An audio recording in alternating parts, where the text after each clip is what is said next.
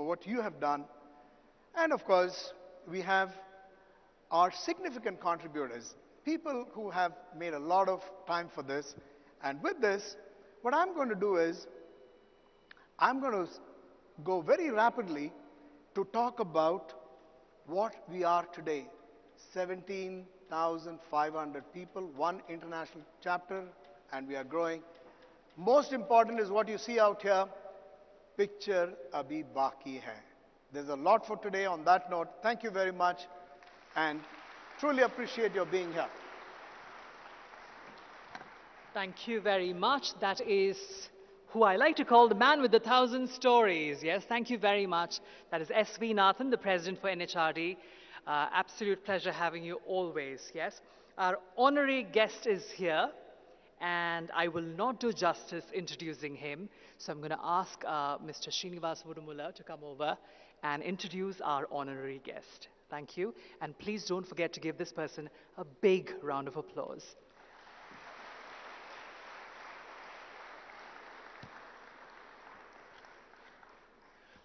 Thank you, Sophia. And once again, welcome to all of you out here and to Shri K.T. Ramarao Garu. Ladies and gentlemen, it's my privilege and honor to be here introducing Shri Kalvakuntla Taraka Ramarao Garu, popularly called KTR Garu. And for the people who know him very close, he's called Ram. That's what I heard. And I've been told that I should keep it brief. That's what he likes. So I'll try and quote a poem from a popular writer called Sri Sri. People who are from Andhra Pradesh or Telugu will know him very, very well. Srirangam Srinivasarao Garu. I'll read and I'll also give a translation for people who don't understand Telugu. It's a poem, I'm borrowing it from him, called Kontamandi Kurravallu. Right? Kontamandi Kurravallu, Puttukato Vruddhulu, Perlaki Pakirlu, Pukarlaki Nibaddalu.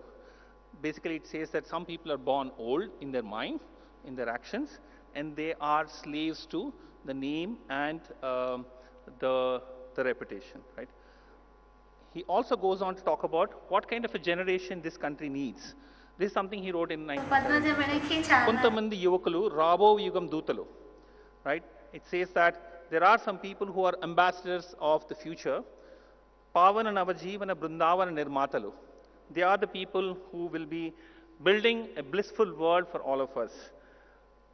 Varandariki na ahvanam, varandariki na vandanam, varandariki na ahvanam, varandariki na vandanam.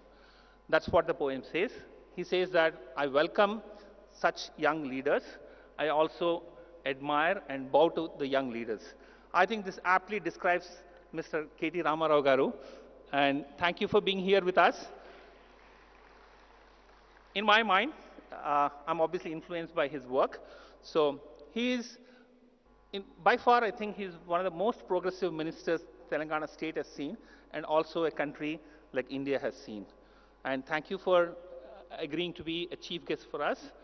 I also would like to invoke, while you can read a lot about what K.T. Ramarao Garu has done for the state, for the country, and other stuff, which all is available, I thought I will try and introduce him through knowledge of the people who know him pretty well. So I invoke one more reformist called Basavanna or Basava. He's a 12th century reformist. A lot of people from Karnataka and southern Andhra Pradesh will know about him. He said, saying that Kaya Kave Kailasa, which is basically nothing but work is worship. For him, he believes that work is worship. So what I heard from a lot of people who know him pretty well is that for KTR Garu, the only God is work. And you inspire us, sir. He's very pragmatic, practical, very modern in thinking. All of you will see his speeches. Both young, both in age and spirit, a very focused man on work and getting things done. A true CEO at work and a man in a hurry. Also heard that KTR Garu is a true Hyderabadi. I don't know how many people know that Hyderabad has a very special dialect called Dakini, right? So KTR Garu is supposed to be very, very fluent in Dakini and of course in English and Telugu. So he's a true Hyderabadi for all of us and the right person to be inaugurating this session. KTR Garu is a youth icon and equally a big fan following across generations. a popular leader for all of us and steering this whole state. And we believe that Hyderabad is at the center of the 5 trillion economy which this country is admiring to get there. And we look at KTR Garu to power that 5 trillion dream for all of us. In one word, if I have to say, KTR Garu is a karma yogi. And thank you for being with us, sir. Thank you for gracing the conference. Please come and deliver the keynote address, please. Thank you.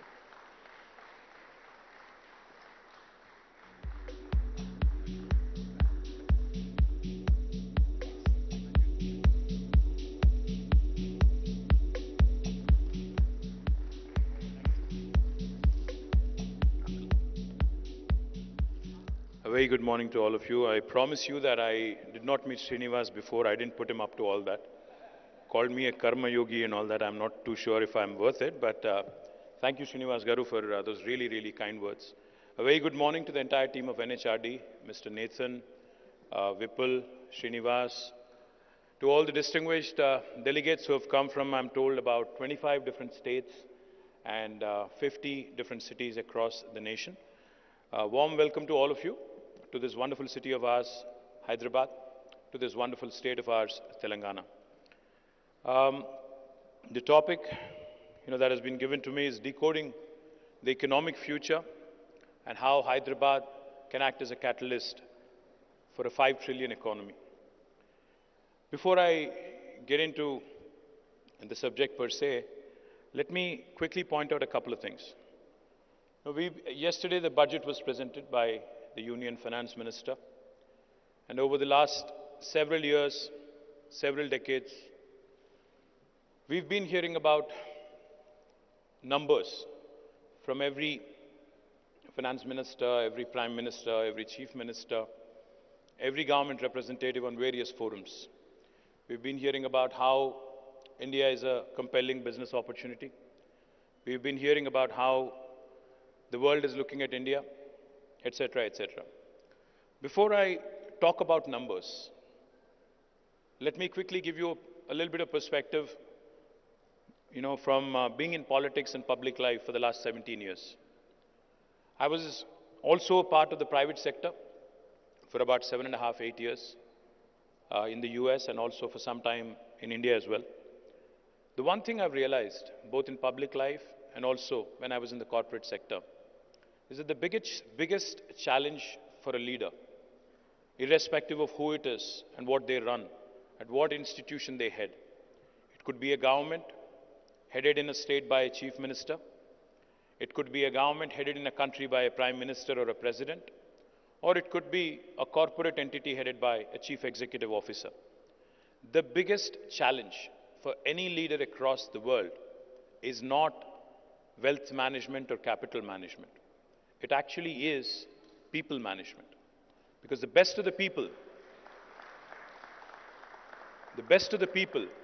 in fact, deliver the goods and basically make an enterprise or an institution or an entity successful. That's a fact. Now, the case in point, I'd like to narrate a quick story. We always measure our economies in terms of trillions. We hear terms such as GDP, the gross domestic product, the gross state domestic product. We also hear terms such as per capita, etc., etc. But in my humble opinion, and without having to, I hope I'm not offending anybody when I say this, I think sometimes these can be misleading. The numbers, especially when it comes to numbers, it can be misleading. Because if you think about it for a minute, by virtue of our size as a nation, we are a 1.4 billion nation. We are, in fact, as of last week, if I am correct, we have recently surpassed China, and we are the most populous nation in the world today. So by sheer virtue of the size of our people, the size of our country, the population, the economy looks big. It is about $3.4 trillion now. But if you look at the per capita, by GDP, by economy, we're the 5th largest in the world. But if you look at per capita, we're actually the 142nd country in the world by per capita. Our per capita is only 2,400 USD. So the real measure, if you ask me, how does one understand the trillions of dollars of economy that is being talked about? How does one balance it with, how does one balance GDP and wealth? Now, for those of you who are wondering, what is the difference between GDP and wealth? If you ask me, GDP is a reflection, gross state domestic product, the 5 trillion, the 10 trillion dollars, etc., are a reflection of the economic activity of a nation. It could be in the previous year, or GDP forecast could be about economic activity that is likely to unfold in the next quarter, in the next couple of quarters, or next 1 year, etc., etc. But what is the wealth of a nation? The wealth of a nation is actually a collection as a combination of its assets, both natural resources, its human resources, and how they are likely to influence the economic activity over a longer term, how the depreciation of these assets, these resources, the depletion of these resources, and how the utilization of these resources is intricately linked to ensuring long-term sustainable growth in line with the developmental aspirations of that particular nation. So, let me not confuse you, without giving you examples. I'll give you 2 examples. Back in 1987, China and India, exactly 35 years ago, 2 countries with similar size of human resources, had the exact same size of GDP, 1987. But if you actually now move 35 years ahead and look at the current times and current date, China's economy is almost at $18 trillion, and we are languishing at $3.4 trillion. China's per capita is 13,000 US dollars. Our per capita is 2,400 US dollars. So what am I talking about here? What did China do that India didn't in the last 35 years? In my humble opinion, if I have to sum it up properly in one single line, I think China managed its aspirations, its developmental goals, and ensured that the natural resources and human resources were put to good effective use, and has competed with the West and the best in the world to ensure it reached where it is. But even China has a long way to go if you look at the size of the economy versus the size of the people. Huge difference. I'll give you one example of another Asian country which has done tremendously well purely because of the intellect of its people. Japan. All of you know the story of Japan, at least most of you, I would imagine, would know the story of Japan. It's a country with about 12.57 crore people, not even 1/10 of India. And it's a country whose geography, in fact, is so complicated that 75% of the country is uninhabitable. 75% of the country is mountainous. The topography is such that it's a very, very densely populated country across the coastal areas. And unfortunately, Japan is one of those countries which is surrounded by oceans. So it's had frequent tsunamis, cyclones, typhoons, earthquakes, very little natural resources, very little cultivable area. Only 11% of the land is cultivable, and very little area where humans can actually inhabit. And on top of all this, if you remember, in World War II, Japan is the only country on the planet which had been bombed. Hiroshima and Nagasaki, I'm sure all of you have heard. It's the only country which was ever under nuclear attack in 1940s. Now what happened then? Today Japan is the 3rd largest economy in the world. In fact, until 2010, it was the 2nd largest economy in the world. That's when China actually surpassed it. So what's happening in the world, if you think about it for a minute? India, with 140 crore people, with 40 crores of cultivable area, abundant natural resources, amazing talent, and most importantly, with a median age of 28, and with 65% of India being less than the age of 35, only has a 3.4 trillion economy. But Japan, with 12.57 crore people, with a median age of 49, has a 4.3 trillion economy with a per capita of 39,000 US dollars. So what is happening in these two countries, if you think for a minute? The one thing I can tell you that Japan has done successfully, has invested in the sectors that matter, has invested in its people, has ensured that the focus of the government, the collective goal, the collective national ambition, the collective national aspiration as a nation was very well defined, was extremely well etched in the minds of every Japanese, and they went about it with a single-minded pursuit. In India, unfortunately, while we do have leaders, while we do have many smart leaders, unfortunately our focus is always on politics. We're not focused on economics. Our focus is on winning the next election. Our focus is not in ensuring that the next generation has a better life than ours. That's the unfortunate challenge in India. We're in perennial election mode, including me. I'm not trying to say that we are any different. That's the unfortunate reality of being the world's largest democracy, with elections happening throughout the year, and with every single politician, instead of being focused on economics, is always seized with more and more politics every single day. That's the problem with India right now. So what is it that I'm proposing? The question that I think we all need to ask ourselves is, should an economy, should a country's wealth be measured by numbers, by the 5 trillion numbers, by the 10 trillion or the 16 trillion numbers, or should it look at the most valuable asset that it possesses? In India's case, I think it's the think force that we have. India's think force, like I said, which is 65% with a median age of 35, 50% with a median age of 28. I think that's the biggest asset that India has. Unfortunately, not many countries have that. Like I said, Japan's median age is 49, China's median age is 39. I can go on. We're the youngest nation on the planet. But are we putting our human resources? Are we putting this human capital to good use? No. We have sociologically, psychologically as a nation. I was at a couple of schools yesterday and day before, meeting and interacting with young minds, youngsters. I kept asking them. I kept probing. I said, are you happy with the infrastructure? They said, okay, we are reasonably happy. I said, do you want anything more? They said, we are fine. And I kept asking and I kept probing. I asked them one question. I said, what do you want to be once you graduate, once you become a graduate or a postgraduate? About 99% of them said, I want to actually be employed. I want to be seeking a job. When I asked them, why do you want to be a job seeker? Why can't you be a job creator? Not many of them actually had a straight answer.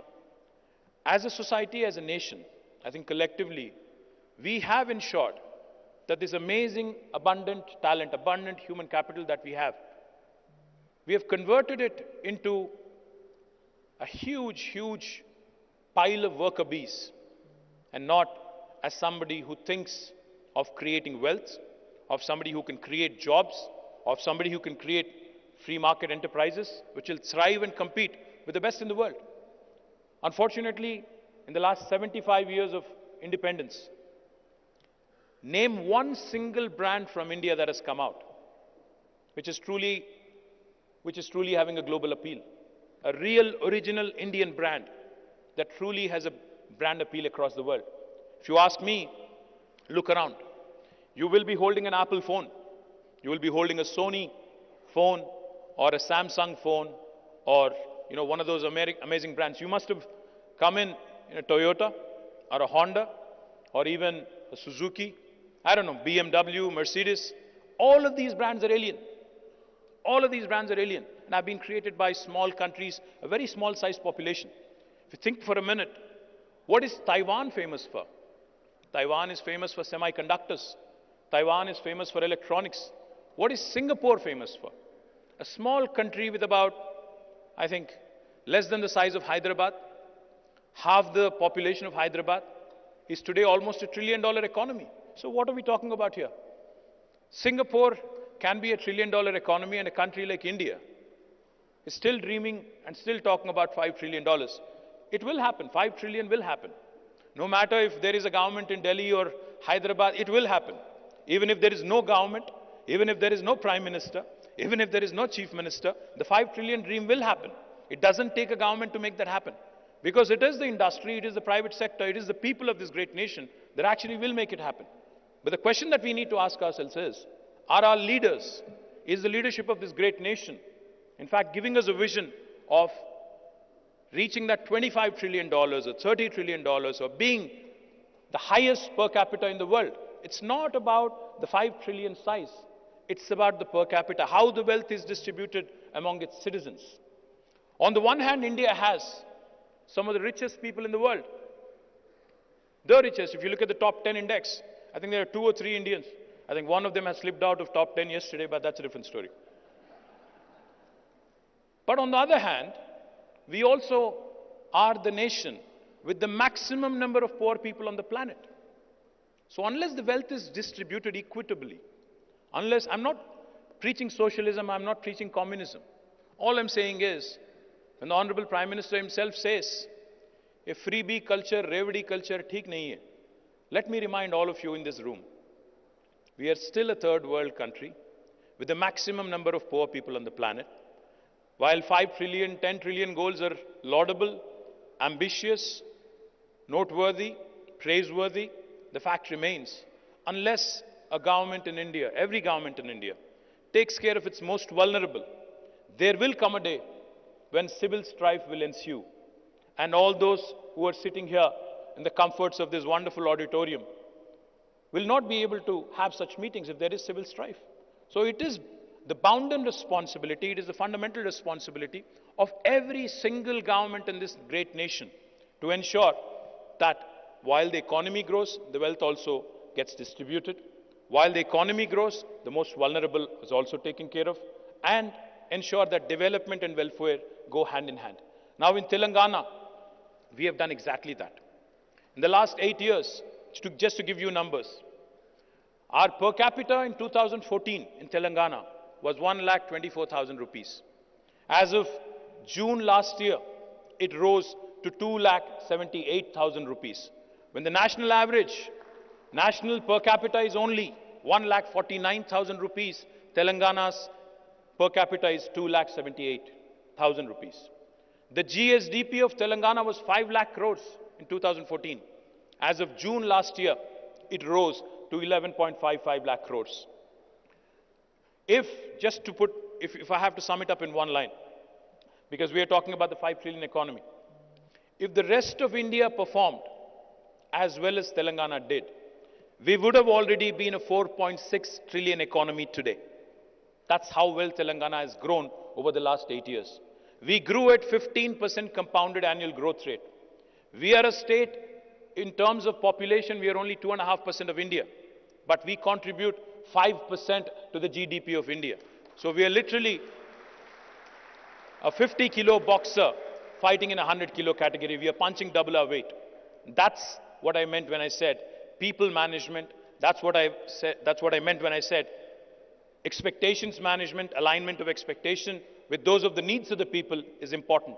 In Telangana, we focused on the 3I mantra: innovation, infrastructure, inclusive growth. We ensured that all these three I's went hand in hand to ensure a fourth I, that is India, also raised along with us. On innovation, when I say innovation, a lot of people think startups. I don't just mean startups. Innovation can come from within the government in terms of new policy making. In Telangana, because I know there are a lot of chief executives also in the room, let me point out, we've innovated with our policy making. The first piece of legislation that we have drafted in the new state of Telangana in 2014 October was the TS iPass. TS iPass literally stands for the Telangana State Industrial Project Approval Self-Certification System.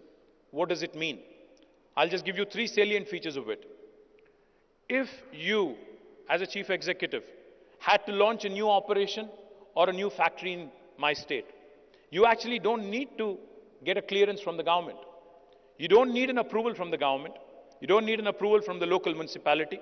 You don't need an approval from the local village panchayat. You can hit the ground running.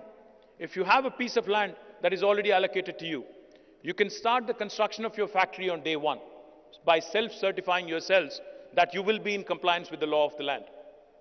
What we seek of you though, because we need to also ensure regulatory compliance is met with, we seek that you submit all details, the nature of business, the investment, the employment potential, the taxes you would be paying, etc., the category of industry, etc. on the TSI Pass portal. When we receive all that information on the portal, we promise all clearances by statute, backed by legislation, in a span of 15 days. If we don't deliver on the 15-day promise, on the 16th day, it's a deemed approval, it's an automatic approval. No state in India will tell you this. No other state in India will tell you this. On the 16th day also, this TSI Pass legislation gives me a handle to penalize even my senior bureaucracy, senior bureaucrats, with a penalty of rupees 1,000 per day if they are held responsible for holding up the clearances. Again, no other Indian state has done this in the last 75 years.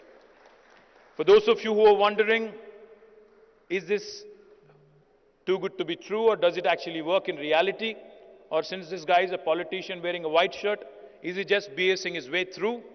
Let me tell you, in the last 8.5 years, we've been able to raise more than $47 billion of investment, have given more than 21,920 plus clearances through the TSI Pass portal, have been able to create more than 2.1 million direct job potential, 21 lakh direct job potential in this state, and some amazing marquee names have come through this process in the last 8.5 years. Did you know that Amazon's world's largest campus is not in Seattle? It is actually in the city of Hyderabad and state of Telangana. Did you know that Apple, Google, Meta, Microsoft, Uber, Micron, ServiceNow, Qualcomm, Novartis, all of their second largest campuses in the world, Medtronic's second largest campuses in the world, are in this city of Hyderabad, in Telangana. Did you know that we produce 1/3 of world vaccines from this brilliant city of ours, Hyderabad? We are the vaccine capital of the world, not India. We produce 40% of pharmaceuticals for India. We also produce 1/3 of vaccines for the world. So this growth story that I was just talking about, of how well Telangana has done, not just in industry. While industry has been growing, Telangana's environmental goals also have not been compromised on. 7.7% is the growth of green cover in Telangana in the last 7 years, highest in the country. So this is the kind of well-rounded development I was talking about. Industry not at the cost of environment. IT has been growing. Our IT exports were 57,000 crores in 2014. As of last year, they rose to 1,83,000 crore. IT has been growing, but so has agriculture. Our agriculture has grown at 119%. Our paddy production in 2014 was 68 lakh metric tons. In 2022, it rose to 3.5 crore metric tons. We are the only state in India to have completed an amazing drinking water project of providing a potable drinking water connection to each and every one of our 1 crore homes, even before the government of India woke up, under a project called as Mission Bhagirath. In 75 years, we were the first state in India who had accomplished that. While drinking water has been taken care of, let me also indulge you for a minute. Those of you who are trigger happy, I request you to pull out your phones for a minute. Please do. Please Google. Please Google. World's largest lift irrigation project. And please tell me the answer, one of you, after you Google. World's largest lift irrigation project. Kaleshwaram project in Telangana. We literally lift a river from 80 meters above sea level all the way to 618 meters above sea level. We talk about three gorges, we talk about Chinese execution, etc., etc. But the fact is, the wonderful engineering human capital that we have in the state of Telangana were able to accomplish, the youngest state of India was able to accomplish an engineering feat of commissioning the world's largest lift irrigation project in a flat 4 years of time span. Now that's a record in itself, and that's why I call my state the most successful startup state of India, not because we had capital, not because we had resources, but because we had amazing human capital, and but because our Honorable Chief Minister recognizes the grassroots problems, has ensured that these amazing human resources were deployed in a logical fashion, in a methodical fashion to achieve these goals. So once again, when I have to talk about Hyderabad and how it can catalyze 5 trillion economy, I'll only say one thing. If only the rest of India can work like Telangana. If only the rest of India can be led by a leader like KCR, then I think 5 trillion is a joke. We'll actually reach a 15 trillion economy in the soonest possible time. Thank you very much for this opportunity. Jai Telangana. Sir, you can just stay for a few minutes. Thank you, sir. Really very, very inspiring. And Nathan actually started the whole talk with the best city in the country to live is Hyderabad.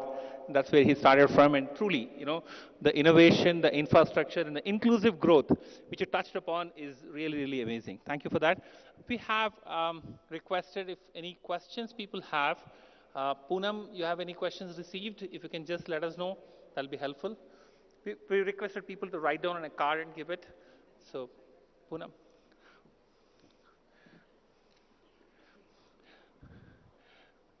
In the meantime, there are no questions also. no, please, no. There are people who've written the questions, sir.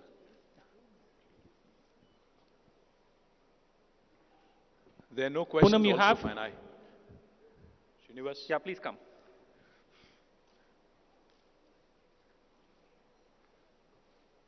Somebody get her a mic, no?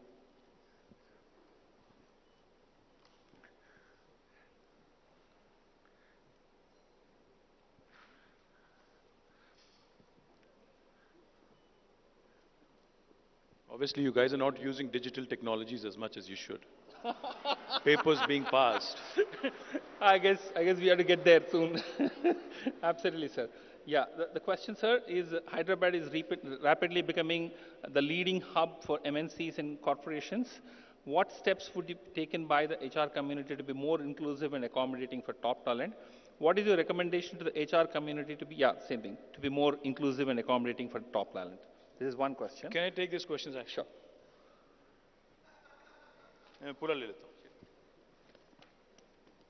Okay, I don't have the names of the people who've asked these questions, but I'm going to try and. So the question about environmental social governance, ESG. What are your views on the ESG policies and the efforts made by state to attending to them? A great question. I think the whole world has seized of the whole ESG philosophy and how all of these have to go hand in hand. And like I was pointing out, industry cannot be at the cost of environment. And in Telangana, while we focused, of course, on rapid industrialization, wealth creation, job creation, we focused equally effectively on ensuring that sustainable goals are also not compromised upon. So therefore, you see that the third largest effort in human history, not India, not by any state, not by any minister, chief minister or prime minister, the third largest effort in human history in terms of greening was done by Telangana. We planted more than 240 crore saplings over the period of last 7 years, and we ensured almost 80% survival. And the green cover of the state has risen from 24% to almost 31.7%. And our ambition is to be at 33, at least 1/3 of the state being under that. Also, in terms of sustainable goals, we are, of course, I don't know, for those of you who are from outside of Hyderabad, let me tell you, Formula E is coming to India, and Hyderabad is hosting it on 11th of February. So we are actually doing an EV summit around it. We believe in sustainable mobility. We believe in all the goals of sustainability and circular economy as well. So we are absolutely in sync with the whole ESG philosophy, and we'll continue to work on it. The other question that was asked is, what are the skilling initiatives of government of Telangana for the next 5 years? Great question. I see BVR Mohan Reddy Garu here. Mr. Mohan Reddy never ever, stops to remind me. He always reminds me wherever we meet. The most important thing that a country, a government, a state can focus and should focus and must focus is on ensuring that human resources are constantly upskilled, reskilled, and continuously skilled is what he keeps reminding me. We have an institution called as the Telangana Academy for Skills and Knowledge, TASK, which has trained more than 700,000 students, 7 lakh students in the last 8 years. We, of course, constantly keep adding new modules, constantly keep ensuring that our core areas, core strengths are attended to. But we are also inviting the best of private sector enterprises to come in and set up private universities. In fact, I'm happy to share that we are setting up India's largest life sciences university. We are also in pursuit of setting up an aviation university. We also have a number of universities focused on ensuring that continuous focus is brought to skilling and continuous effort is made to harness the potential of our youngsters. Hyderabad is rapidly becoming the leading hub for MNCs and corporations. What steps should be taken by the HR community to be more inclusive and accommodating for the top talent? What is your recommendation to the HR community to be more inclusive and accommodating for the top talent? I think the one point I'd like to make quickly on talent is, see, I keep saying this and I can't say this enough. You know, there are governments across the country in various states which have focused and have come out with some regressive policies to basically force the enterprises on local employment reservation. I call it regressive because of one simple reason. We have to think collectively as a country. See, an Indian who belongs to Kashmir or Kanyakumari should be able to have the latitude and the luxury to work anywhere in the country without any inhibition. He should not be stifled, he should not be inhibited. But at the same time, of course, we want locals to get more jobs. So what we have done, instead of taking that route where you are mandated to employ 75% or 80% locals, we have taken the other side. We said we'll take a progressive view, a positive outlook towards it. We appeal to all the enterprises out there. We tell them, if you want to come in and set up a campus or a factory in Telangana, we of course will provide you all the incentives. But if you employ locals, we will provide you additional incentives to 5% to 10%. So that kind of helps ensure that the locals get the much needed attention, the locals get the much needed employment opportunities. But having said that, it's a challenge because, like I said, Hyderabad has that magnetic appeal. It's where the north of India meets the south of India. It's where paratha meets dosa. It's where biology meets technology. It's where data sciences marries life sciences. It's where the mangoverse meets metaverse. I can go on. So this city like Hyderabad, city like Bombay, city like Bangalore, they will continue to attract the best of talent from across the country and also across the world. So we need to be able to provide opportunities to the best of them, the top tier, the middle tier, and also the bottom tier, to ensure that an inclusive approach is taken toward this. And talking about inclusivity, what is the support available for PWD employment? Of course, our government actually has a very specific policy, not just for employment, but also for entrepreneurship. Women, physically disabled and challenged, all of them actually are given a special quota in our industrial townships, in our employment opportunities. There are reservations and there are government orders to ensure that they are enforced. So once again, I thank. One last question. What are the initiatives taken by government towards making Telangana a healthcare hub, and especially for the nursing community, who are the backbone of healthcare? Absolutely. In fact, pandemic has shown us the mirror. Pandemic has shown not just my government, but across the country and across the world, every government, how woefully inadequate our medical infrastructure is. We saw Governor of New York, Andrew Cuomo, lamenting how he doesn't have enough ventilators. We saw every Prime Minister across the nation, every President across the nation, trying to reach out to the vaccine manufacturers, to the pharmaceutical companies, trying to get as much as they can. So, with respect to the nursing community and healthcare requirements, let me tell you, we are doing some really, really pioneering things. Of course, Hyderabad is an important healthcare hub, not just for Telangana. In fact, we are an important healthcare hub for about 6 different states abutting us. Andhra, some part of Karnataka, some part of Maharashtra, some part of Chhattisgarh, and we also have some Odias coming here for their healthcare requirement. So we continue, of course, to grow infrastructure in the government sector. We are setting up 33 new medical colleges from the state of Telangana. We are also setting up 33 nursing colleges in each and every district in Telangana. We are setting up 4 super specialty hospitals in Hyderabad, each with 1,000 beds. And we are also setting up a 2,000 bedded hospital in the second largest town in Telangana called as Warangal. Now, nursing has been an important subject. While we have created institutions, we also have ensured that even courses, not just nursing courses, but also midwifery courses, are also given the prominence, so that more and more institutional deliveries happen, more and more better procedures are adopted in the state. We also have ensured that during the pandemic, we have given additional incentives to our nursing staff, to our health workers, so that they are incentivized in working in dangerous times and in terms of crisis as well. I can go on, but I think for paucity of time, I'll stop here.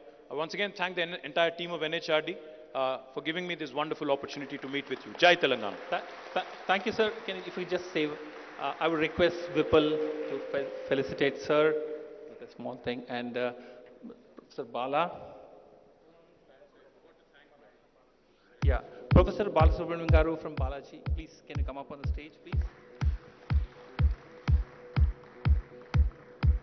Sri Balaji University is our platinum sponsor and diamond sponsor, and we would like Bala sir to felicitate KTR Garu with a memento.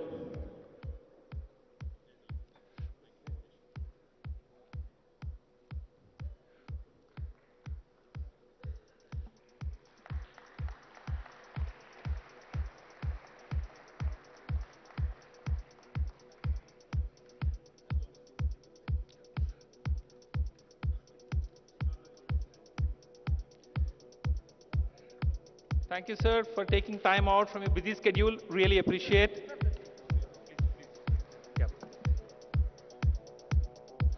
Once again, can give a loud applause, standing ovation to KT Ramarao Garu for taking time out and coming here and inspiring all of us with his thoughts and setting the pace for maybe a $25 trillion economy and Telangana leading the way for the whole country. Thank you once again, sir.